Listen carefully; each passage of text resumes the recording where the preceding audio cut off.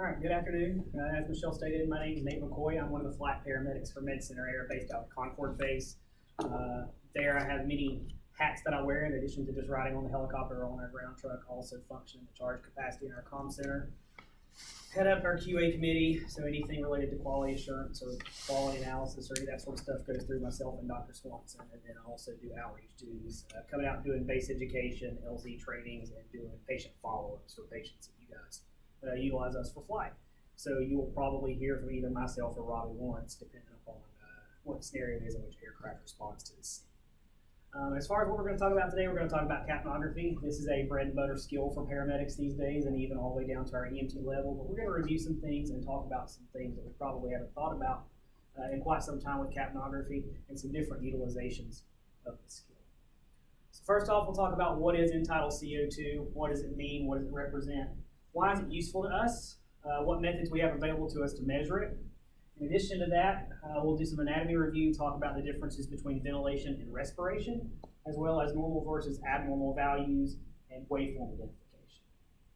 So the first question, what is end-tidal carbon dioxide? So obviously that's the number that we get from the exhalation portion of the breath. So right at the end of the breath, that's the magic number that pops up. It's measured by a variety of non-invasive sampling systems. One of the first systems that came out was mainstream monitoring. For anybody that was around back in the mid-2000s when capnography came out, or the early 20-teens, we used mainstream monitoring. It was basically a cable system with a mouthpiece, and the mouthpiece clipped into that cable. From there, we graduated up to the low-flow side stream method, and then now we have microstream technology, which is the technology of today. It's much more sensitive, it's much more accurate, and it's a far better system than what we've had in the past. As far as why is it useful and why should we be using it EMS, because it's a predictor of bad things to come. So it is a predictor of ICU admission, length of hospital stay, and mortality for all comers, whether that be sepsis, respiratory distress, cardiogenic shock, pulmonary embolisms, you name it. It's a harbinger of death, essentially. It's going to be the one number that tells you what's coming.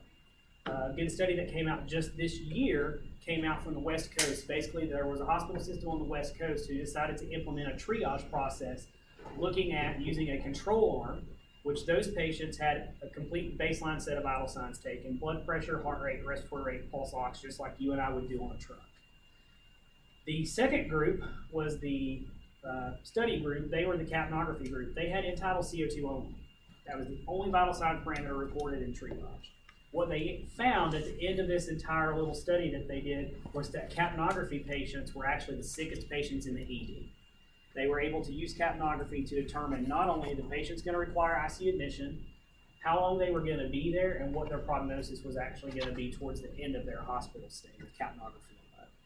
So just the end-tidal CO2 predicted just how sick those patients were. Not the blood pressure, not the heart rate, end-tidal only. And there's some good examples of that in practice. I know you guys have probably seen it as well. One example that I've given the past couple of lectures was one of the first times that I ever gave TXA. I actually gave it based off of clinical suspicion, presentation, and an end-tidal CO2 alone. We were over the bank with an elderly gentleman who was involved in a motor vehicle accident. He was struck by a drunk driver pretty much head on. They extricated him from the vehicle, and while we were over the bank, we had a quick Capno device. Put that on him. End-tidal CO2 was down in the 20s, unable to really get much of a blood pressure. He was catatonic, pale, just didn't look good. Went ahead and made the decision based off of mechanism and those assessment findings plus that low end-tidal to give TXA. By the time we got him to the truck and could finally get a blood pressure, his blood pressure was like in the 70s systolic, so we knew that we made the good call. Heart rate was in the 30s. So it is super useful from the aspect of looking at who's going to be critical versus who's not. It's a predictor of critical illness.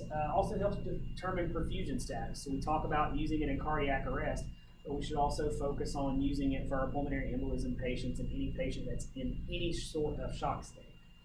And then differentiating between whether this is an oxygenation issue or a ventilation issue. Capnography can actually help you choose which arm you need to go down, or could it potentially be both? The link that's there, unfortunately, is broken. We talked about it this morning. I'm wondering if they took this down, but basically what they did in this link, if I can find the correct one, I'm going to send it to Michelle to send out, but they basically did a meta-analysis or a review of multiple studies of capnography done in the last 10 years. And each one of those showed a clinical benefit to the use of capnography by pre-hospital providers. So then that begs the question, well, if we have the tool, who should we monitor, right? So you can see up here, I've got altered level of consciousness or altered mental status. Any of our stroke patients or any neuro patients going to fall into that category, okay? All of our respiratory patients, that's a given. If they have a respiratory issue, then they should probably be on capnography. Overdoses, whether that be drugs and or alcohol, all patients who are intubated or require any sort of advanced airway management should have it monitored. And then any medication that you are giving that has a sedating effect. So this piece of the puzzle, one of the things that we talk about is, if we had to simplify who should get capnography, what would you say? So sick person, or back. Let's relate it back to the days of 12 leads when 12 leads first came out. Who all got a 12 lead when we first got the ability to do 12 leads in the field? If you had a pulse and a problem, you were getting a 12 lead. Pretty much that's the way it is now with capnography. If you've got a pulse and a problem, you probably need to be on a cap camera or some sort of device. Talking specifically about drugs with sedating effects, so obviously if we're pushing benzodiazepines or if we're pushing pain medications, it's a useful tool to help monitor the airway status of those patients. I know you guys don't carry ketamine, but one of the pieces of the puzzle here with ketamine is that just like end-tidal CO2 is mandatory for advanced airway, if you ever get to the point that you do carry ketamine, that is actually another mandatory reporting requirement for the state of North Carolina. If you are giving ketamine, your patient has to be on capnography. No ifs, ands, or buts, non-negotiable. Pretty much it's a set in stone thing. Ventilation versus respiration. So ventilation is the mechanical process, right? That's the act of the actual chest rising and falling. Simple way to think of this is air goes in and out, blood goes round and round, and any deviation from one of those two is a huge problem, right? Respiration, this is the gas exchange that occurs at the cellular level. And then capnography is going to help you quantify both of those things as long as you know exactly what you're looking for and how to use it in clinical context. Any questions so far? Reviewing some anatomy, your upper airway warms, filters, and humidifies air with inspiration. We also have all of these upper airway obstructions, whether that be turbinates, sinuses, all of those features that create airway resistance. So that is our own intrinsic or internal PEEP. PEEP is one of the three mechanisms that help splint those lower airways or the alveoli open to allow for adequate gas exchange. Anything above the level of the glottic opening is considered the upper airway, and then anything that's within that space is considered dead space. It doesn't contribute to gas exchange. There's nothing happening. Is there anything that we do in the field that can actually make that dead space value climb? Elevation or position of a patient on a stretcher. So that could help or hurt. And you had ET tubes, everything extra sticking out. Yep, ET tubes with everything extra sticking out. So vent circuits, HMEs, end-tidal adapters, suction kits. Same thing can be said for non-invasive ventilation if you're using CPAP. How many of you guys have seen the old yellow box O2 CPAP system from back in the day? Or have had the unfortunate ability to use one? It was like the soup face. I was going to say, are we all dating ourselves a little bit? Yeah. I guess so.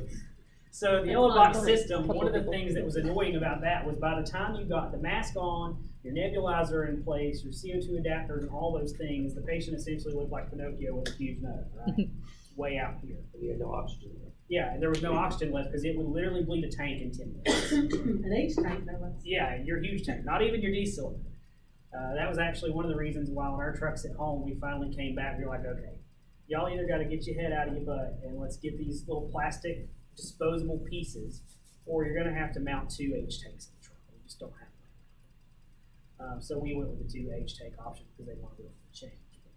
If you read the manufacturer specifications for those CPAP circuits, where was your end-tidal adapter supposed to go? Way at the end. Yeah, down at the exhalation port of the exhaust valve, right? So that never made sense to me, and we actually put it into action at Watauga when I was working there as the training officer. We put myself on the capnography cannula. End-tidal CO2 was 38. I had them actually put me on CPAP with a full tank, 5 of PEEP, and let me just do my thing with the end-tidal adapter out on the end of the circuit where the manufacturer told you to put it. With that, my end-tidal CO2 was 22. So you've got a whole lot of flow dilution there. At that point, your waveform's not accurate, your number's not accurate, none of it is useful. So we went back and did the same thing. We took everything apart, put me back on CPAP with the nasal cannula in place underneath the mask, and my end-tidal was back up to like 35. So much better numbers, much better waveform, way more accurate for you to use. So anything that we add to a circuit or to a non-invasive airway increases that dead space. Your lower airway, anything below the level of the glottic opening is the easiest way to think about this. In this area, it does participate in gas exchange. So this goes all the way down to your lower airways within the bronchial tree and the bronchioles themselves. It's just what that is. Some terminology review. So dead space, we just hit on it. That's the air that's unavailable for gas exchange. It's not getting anywhere below the level of the glottic opening. Anatomical dead space is about 150 mLs in adults. And then you have to look at alveolar dead space. Gas exchange is not occurring due to VQ mismatch. So with that, ventilation perfusion mismatching, what are some examples of some patients where we might encounter that? Where are the ventilation and the perfusion not going to be equal? PEs, that's a big one, pulmonary embolisms. I always tell people that capnography is a cheap man's or a poor man's VQ scan and a poor man's blood gas, especially if you don't do them in the field. So PE is an example. What else? Any kind of edemas. Yep. So any of your edema, so pulmonary edema, things of that nature. Emphysema, yeah. Any others that you think of? Shocks of any sort. Shocks of any sort, and that's a big piece of the puzzle. Chest wall injuries, where you're creating a mechanical mismatch. Very good. All those are viable options. Hyperventilation, blowing off more CO2 than is produced. This leads to vasoconstriction. This was the premise that they used to teach us back in the day for our head injured patients and why we wanted to hyperventilate them. Hypercarbia and hypercapnia, elevated CO2 levels. Hypoventilation, making more CO2 than what you can actually eliminate, which leads to acidosis. Hypocarbia and hypocapnia is your decreased CO2 level. And then an important thing to remember, adequate oxidation can only be determined by the amount of expired CO2. So if I had to choose my two vital signs, or between the two vital signs of capnography and pulse oximetry, I'm going to use capnography every single time. What are the limitations of pulse oximetry? Basically, anything below 90, you start to get highly inaccurate. Yep, so you can get highly inaccurate readings. Because of the bell curve. Yep. So the whole Association curve. oxyhemoglobin dissociation curve factors into that. You also have to think about the patient themselves. Do they have a type of colored nail polish that might interfere with the infrared system, or they have cold extremities where it won't get a good reading? Yep. Or are they just completely hypoperfused? A good example that I gave in the morning lecture was a patient that I had. So we gave this lecture last week, and then I turn around and go get a sick patient just this week over at Huntersville in the standalone ER. Usually when the standalone ERs are calling and they're crying for a helicopter, you know it's not a good sign. So we go rolling over there, and it's a cardiogenic shock patient. He came in hypotensive bradycardic. They had him on dopamine at 20 mics per kilo per minute and levofed at 4 mics per minute. Had him on 15 liters by a non-rebreather mask. They were not able to get accurate or consistent pulse oximetry readings. They did not have the patient on capnography, and despite being on those medications and being actively paced at a heart rate of 70, his blood pressure was still 70 over 42. Did he drive himself there? He did not. Family did that. Okay. Yeah, family rolled him in. That's happened before too. It happens far more frequently than you think. So the pulse oximetry piece of this, obviously, elephant in the room, why is it inaccurate or why is it not useful? Yeah, he's hypoperfused. Where do you think they have these pulse ox probes at? Every finger, every toe. Sometimes if you're lucky, somebody got smart and put one on the ear. So a lot of variability there. In his case, we actually used capnography to help kind of guide his care a little bit. Put him on an end-tidal cannula. His end-tidal CO2 was 17 despite appropriate intervention. So that tells us that despite being paced and being on these pressors, he's still not getting it.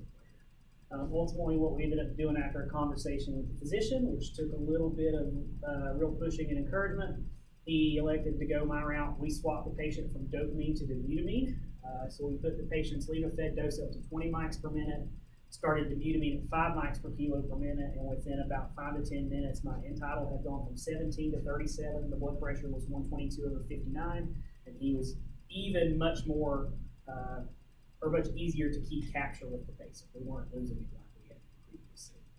So end tidal CO2 was actually a better indicator of what was really happening with this patient. Eventually, the pulse ox followed, and we started getting more consistent, more accurate readings. But end tidal was a better driver of clinical care than what the pulse ox was. Some people forget is pulse ox is a late indicator too of hypoxia. Exactly, it's latent. If your pulse ox is reporting it, you've already missed it. So along those same lines, what's the first symptom of hypoxia? I can't breathe. So people saying that they can't breathe, that's usually their first complaint. What's the first actual symptom? Most oftentimes. Tachycardia followed by, or in concurrence with, altered mental status. I had a crew at home the other day fly a stroke patient who was just hypoxic. They didn't believe their pulse ox. They saw what they wanted to see, flew the patient. So along those same lines with adequate oxygenation, talking about hypoxia itself, there are 4 types of hypoxia that we can treat in the field if you break it down. Do you know what those 4 are?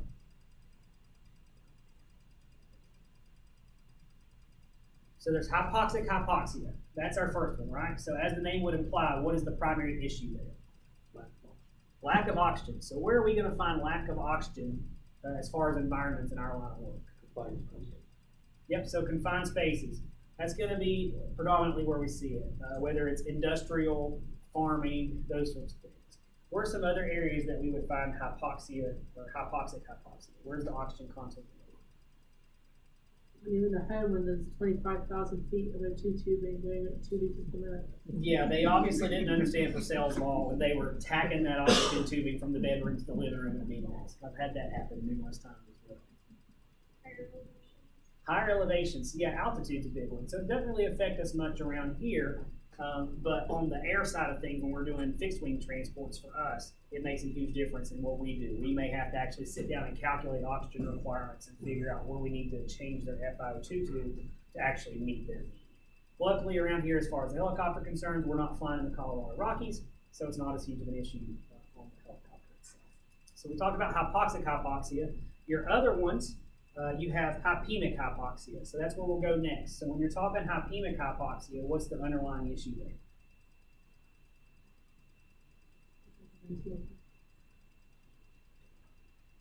So hypemic would imply it's blood related, right? Binding.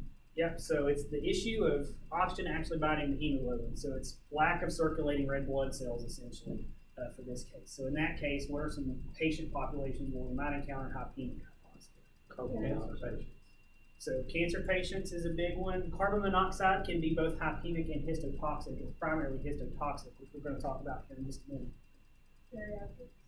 Geriatrics, their dietary supplementation is terrible. They're kind of wasting away as the stages of life continue, so they don't develop red blood cells as easily. That's a good example. What about our trauma patients who are just sitting there free bleeding stuff? Yep. That's one of the things that I've never understood even when I first started, and then now that I get to do it, it starts to make more sense. But if we're bleeding red stuff, is there ever a time when we should put clear stuff back? Probably not. We need to be putting red stuff back if they lost red stuff. So we need to be doing blood product administration. That's why you're seeing a huge push for that in the pre-hospital setting. All right, so replace it with actual blood supply, or sometimes you can't do that. If it's a Jehovah's Witness patient, they don't accept blood products. You may have to get crafty with how you're going to help those patients. As far as what we're doing in the field for that, basically all we can do is put them on high flow oxygen and get them to wherever they need to go, and they can sort the rest out when they get there. There are other options. They can actually give the patient synthetic erythropoietin, or a medication that will actually stimulate their kidneys to release the erythropoietin to manufacture their own red blood cells. Or in surgical settings with enough planning, they can do autologous blood transfusion. So basically they'll use a cell saver, collect the patient's blood as they're bleeding it out or as they're suctioning it out, and then they'll put it back in via the rapid transfusion. So we've talked about hypemic, we've talked about hypoxic. The third one is stagnant hypoxia. So as the name would imply, what's the issue with stagnant hypoxia? The heart's not pumping effectively, right? There's no blood actually moving the way that it needs to go. So how do we fix that?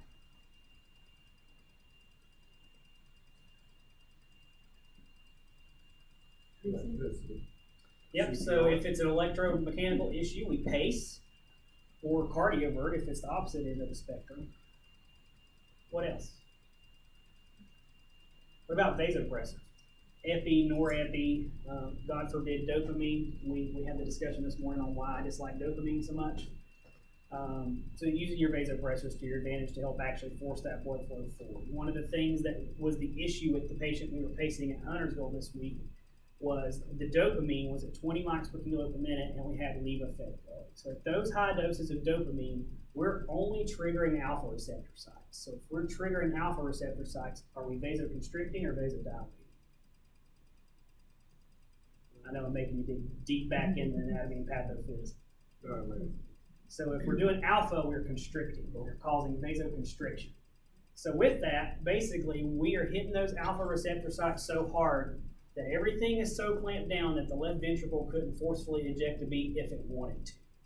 It's basically being stifled. You're choking it out with dopamine at that high of a dose. That's why when we switched to dobutamine, which is a pure beta drug, no matter what your dose is, started relaxing those blood vessels out a little bit, the left ventricle was actually able to not only get a more forceful contraction, but it was actually able to move blood flow forward. So that's how you fix the stagnant hypoxia piece. The last one is histotoxic hypoxia. We touched on that briefly just a minute ago, but as it would apply, basically there's something else occupying that hemoglobin molecule that's not supposed to be there. So we already talked about carbon monoxide as an example. What are some other examples of a histotoxic? Huh? So in sepsis patients, not necessarily histotoxic unless there was some sort of toxin that precipitated it. So not necessarily bacteremia, but Then could be an envenomation of some sort. We actually had a cobra bite last week that we flew down from Gaston to Myrtle Beach. Overdose. Could be some sort of overdose. Maybe like organophosphate poisoning. Organophosphates, yep. Hydrogen cyanide. All of those are options for histotoxic hypoxia. And the goal behind fixing that is going to be fixing whatever the underlying toxin is. You're going to have to reverse it through whatever means you have. So carbon monoxide is the easiest one, right? What do we give to fix that? High flow oxygen in a hyperbaric chamber. So used to, that was the thing that was drilled into our head religiously, was hyperbaric therapy. Interestingly enough, does anybody know the magic number now to go to hyperbaric therapy? Your CO level has to be greater than 21 to qualify for hyperbaric therapy. Anything less than 21, if you put them on a high flow nasal cannula and a non-rebreather at 15 liters, or if you put them on CPAP or BiPAP with 100% FiO2, you can actually dilute their CO levels down in about 30 minutes to an hour and avoid hyperbaric completely. Anything above that 21 mark, then we start looking at how long were they there, what do their CT findings show, and then what do we think our net goal outcome is going to be. So 2 patients that I've had recently that were on each side of the sword. We had a patient a while back that was working a construction site at one of the skyscrapers in Charlotte. He thought because there were no windows in the building at that point that he was adequately ventilated enough for him to run his generator. He found out the hard way he was wrong. His buddies found him passed out during the lunch break, drug him downstairs, put him on a ambulance and sent him over to CMC. When they got in there, his carboxyhemoglobin was above 21, so they were initiating transfer for hyperbaric therapy.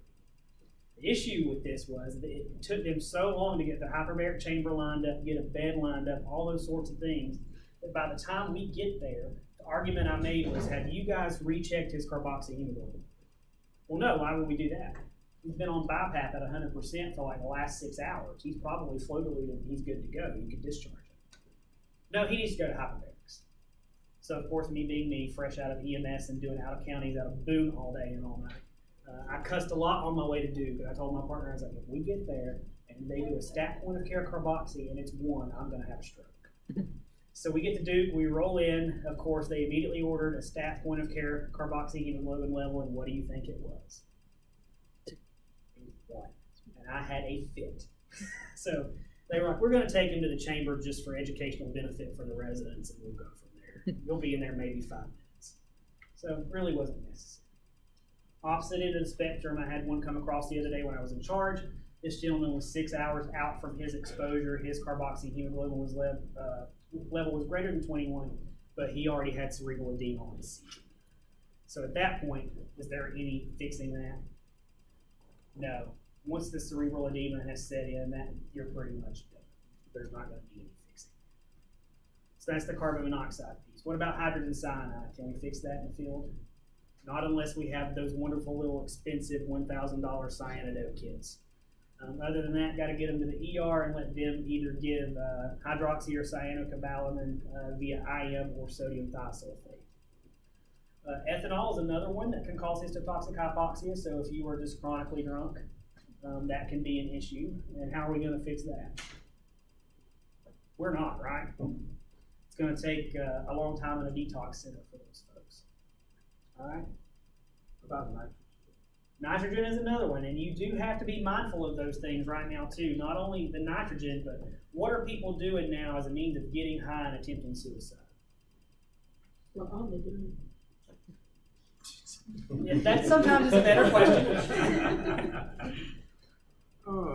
They're huffing crap out of spray paint cans and whiz cheese cans and all that sort of stuff. Basically, any of that canned air, even the computer duster, they're huffing those sorts of things. So that may be another piece of the puzzle as well. You have to watch for that. Use the gold pan or the silver. I did. That's what some guy told me to wreck the other day, so. So, one of the things, did have a case, this was in agriculture. But, It's coming back. Oh, yeah. they, poisoned a whole herd of dairy cattle. It was a drought situation. They transported water in a old liquid nitrogen container.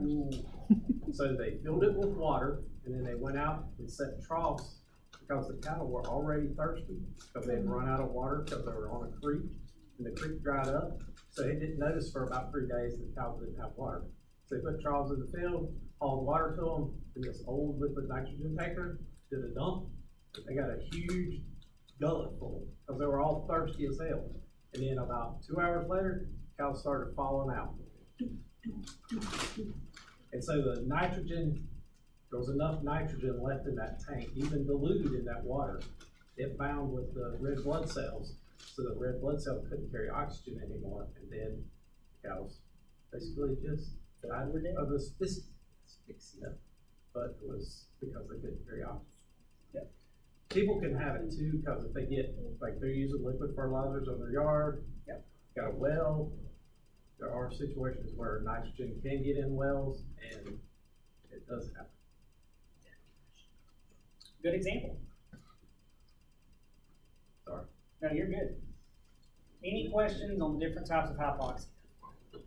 All right, so do you think that our carbon dioxide level would change at all given any of those circumstances? Yeah. Probably going to be a little low if you're dealing with the perfusion piece of the equation, but still going to probably be more reliable than your pulse oximeter, because we all know that you put a pulse oximeter on a carbon monoxide patient, what does it read? 100%, because a regular pulse oximeter just tells you that something is bound to the hemoglobin. It doesn't tell you what it is, and it tells you that a percentage is bound to the hemoglobin. Now, if you get the Massimo rainbow cable or the RAD57, that's different.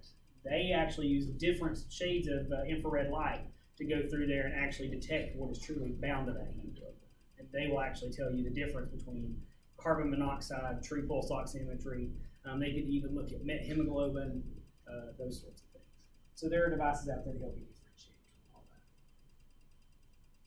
As far as the physiology of breathing, so we basically breathe rid of our bodies of CO2, right? That's the magical chemical mediator. For years, we were taught all this stuff about hypoxic drive and oxygen this and oxygen that, when the reality was we should have been putting our focus on carbon dioxide, because that is truly what stimulates our brains to breathe, right? Chemoreceptors in the brain, or within the aortic arch even, basically send a message back to the brain that says, hey dummy, my CO2 is high, and your medulla tells you to actually breathe faster to help blow it off, right?